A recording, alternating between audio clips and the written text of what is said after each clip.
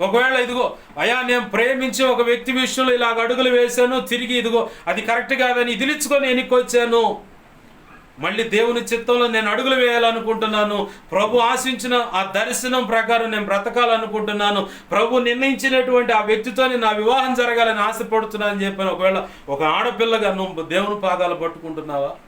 ఓ మగపిల్లగాడు నువ్వు మగపిల్లగాడుగా దేవుని పాదాలు పట్టుకొని బచ్చమలాడుతున్నావా?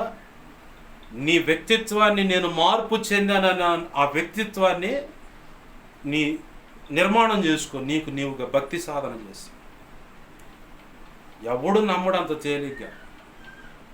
ఇలాంటి పొరపాటు చేసినప్పుడు ఆ వ్యక్తులను పురుషుడైనా ఆడపిల్లనైనా నమ్మడు, ఎవరు నమ్మరు. ఎందుకంటే సమాజంలో ఎన్నో అలాంటి ఉపద్రవాలు అనేక కుటుంబాల మీదకి వచ్చాయి. వచ్చిన ఆ పిల్లలను తల్లిదండ్రులు నమ్మించినట్టు వాళ్ళు బ్రతికిన ఒక టైంలో మళ్ళీ సంచి జర్దేసి వెళ్ళిపోయిన వాళ్ళు ఉన్నారు. ఆ తర్వాత జీవితాలు నాశనం చేసుకుని ఉరిపోసుకొని చచ్చిన వాళ్ళు ఉన్నారు, వ్యభిచారులుగా మారిన వాళ్ళు ఉన్నారు, పడుపు వ్యాపారానికి అమ్మబడిన ఆడపిల్లలు ఉన్నారు. కొంతమంది తల్లిదండ్రుల దగ్గరకు పోయి తలెత్తుకొని బ్రతకలేక, సమాజంలో తలచూపలే ఆ ముఖం చూపించలేక ఎవడో చాటుగా పడి ఏదో నీచమైన బ్రతుకుతూ ఉన్నవాళ్ళు ఉన్నారు. ఇలాంటి పరిస్థితులు చూస్తూ ఉన్నారు నీ తల్లిదండ్రులు కానీ, చుట్టుపక్కల వాళ్ళు, సంఘస్థులు కానీ. ఆ కారణాన్ని బట్టి నిన్ను తొందరగా నమ్మరు. మరి నువ్వు నమ్మాలంటే, నీ మీద నమ్మకం పెరగాలంటే నువ్వు చేయాల్సిన పని ఒక్కటే, నీ వ్యక్తిత్వాన్ని కట్టుకోవాలి. భక్తి సాధన చేస్తూ దేవునిలో గడుపుతూ నీ వ్యక్తిత్వాన్ని కట్టుకో. అయ్యా భక్తిని బట్టేనయ్యా నేను ఇలా పొరపాటుగా అడుగులు వేశానయ్యా, అయ్యో దేవుడు నా బ్రతుకులో తలాంతులను ఇచ్చి ఇదిగో పుస్తకాలు కూడా రాయించాడయ్యా, కానీ నా పేరు పెట్టలేదు, దైవజనుల పేర్లు పెట్టానయ్యా అంటే ఖచ్చితంగా వాటి విషయంలో దేవుడు లెక్క అడుగుతాడు. నేను నీకు తలాంతులు ఇస్తే ఇంకొకళ్ళ పేరు పెట్టి నువ్వు ప్రింటింగ్ చేయటం ఏంది అంటే, నా పేరు బయటికి కనపడకూడదని అక్కడ హెచ్చింపబడాలంటే రేపొద్దున తీర్పు దినం ముందు క్రీస్తు న్యాయపీఠం ఎదుట నిన్నే అడుగుచుడు, నేను నీకు పుస్తకం రాయమని ఇచ్చాను, పుస్తకం రాసావు, పేర్లు ఎందుకు మార్చావు, మరి ఇంత తలాంతులు ఇచ్చాను కదా, ఇంత దుర్మార్గ పనికి చేయడానికి ఎందుకు ఓడిగట్టావని చెప్పని దేవుడు నిలదీస్తాడు. అప్పుడైనా లెక్క చెప్పుకోవాలి.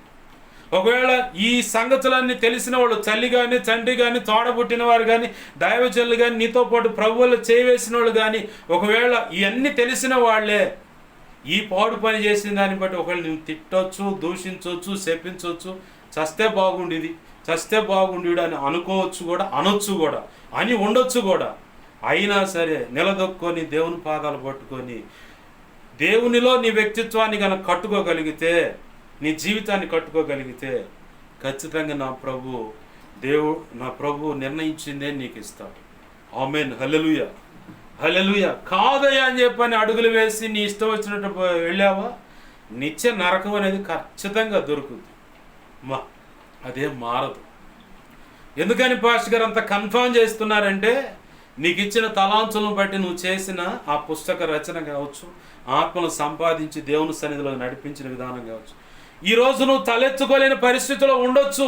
రక్షించబడిన వారే నీచంగా ఉంది నీ బతుకే, ఇంకా మా బ్రతుకులు ఎందుకని చెప్పి నీ సహవాసాన్ని విడిచిపెట్టి దూరంగా ఉండొచ్చు. నువ్వు సత్యమే చెబుతున్నావు, సర్వసత్య సంబంధమైన ఉపదేశాలు ఇలా వినడమని పరిచయం చేస్తున్నావు, అయినా సరే నీ మాట లక్ష్య పెట్టరు. ఎందుకంటే సాక్ష్యాన్ని కోల్పోయావు. స్త్రీకి తన యొక్క మర్మాంగమే అంటే శీలం అంటారు, అది అంతా వేరొక పురుషుడికి పెళ్లి కాకముందే వేరొక పురుషుడికి దాన్ని ఇవ్వకుండా దేవుడు నిర్ణయించిన భర్తకే ఆమె సమర్పించాలి. అది ఆమెకు నీతి. శీలమన్నా నీతి అన్నా సాక్ష్యమన్నా పర్యాయ పదాలు. అది ఆమెకి నీతి. క్రీస్తు రక్తంలో కడగబడిన వ్యక్తికి సాక్ష్యము తను రక్షణలోకి వచ్చింది మొదలు చనిపోయేంత వరకు ఎలా బ్రతికాడు, ఎలా మాట్లాడాడు, ఎలా ప్రవర్తించాడు, ఎలా ఉన్నాడు, ఏ విషయాలు అడుగులు వేశాడు ఏంటన్నదే దైవ చిత్తాను ప్రకారంగా ఏమున్నాయా సాక్ష్యం బ్రతికుంటుంది. దానికి వ్యతిరేకంగా ఉన్నాయా సాక్ష్యం పాడు చేసుకుంటాం. అయినా సరే ఇలాంటి పాడైపోయిన సాక్ష్యం కలిగిన ఒకవేళ నీ బ్రతుకున్నా, విగ్రహారాధన చేసి ఒకవేళ తప్పుడుగా సాక్ష్యం వచ్చి ఉన్నా, నువ్వు ఎన్నడూ అటువైపు మళ్ళుకోకుండా దావీదు వలె దేవునిలో గనక నిలబడి భక్తి సాధన చేయగలిగితే, దావీదు బెర్షెబా విషయంలో, ఉరియాని చంపించిన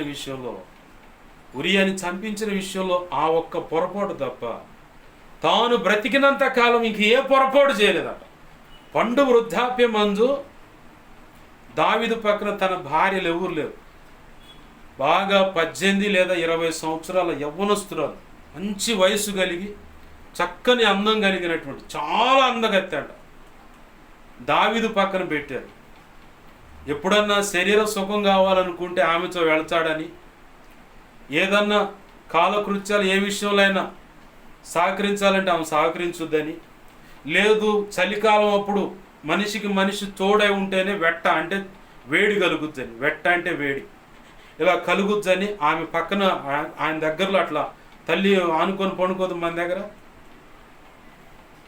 చలిపడుతుందమ్మా అంటే అమ్మ వచ్చి అంతే మనమే చేసి పడుకుంటుంది, నానైనా అలా వచ్చి చేసి పడుకుంటుంది. అలాగైనా దావీదు పక్కన పండు వృద్ధాప్యం మంది ఉంటుందని ఒక యవ్వనస్తురాలను ఆడ పెడితే పొరపాటు కూడా ఆమెను ముట్టుకోలేదంట దావీదు.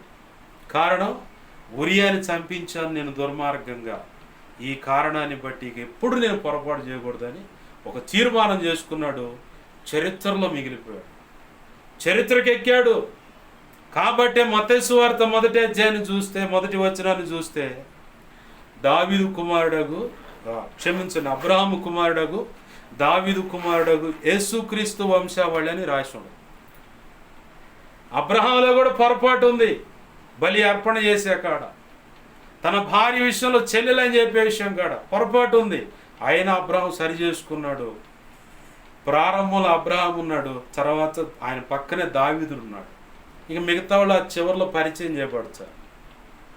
ఇలాంటి ఆశీర్వాదం కావాలనుకుంటున్నావా? సరిచేయబడి నిలదొక్కుని. లోకం ఎన్నైనా మాట్లాడుద్ది, నువ్వు బాగుంటే బాగున్నా ఉంటుంది, నువ్వు చెడిపోయా ఉంటుంది.